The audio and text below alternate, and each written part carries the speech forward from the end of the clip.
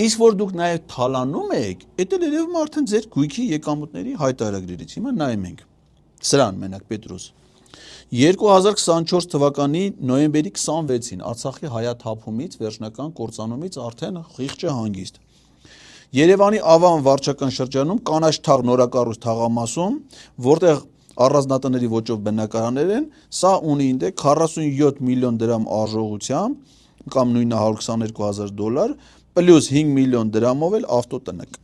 Էդի մենակ ինքն է։ Ավտո չունի, բայց ավտոտնակ ունի։ 47 միլիոն դրամ մուծել է միայն 2.5, 47 միլիոնից 2.5-ն է մուծել, մնացածը փոխառություն։ Սրանից բացի Պետրոս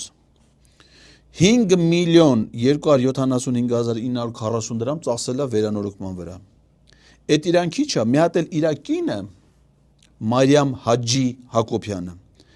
ML Mining-ից Հայ Էկոնոմ բանկի վարկով երկրորդ տուն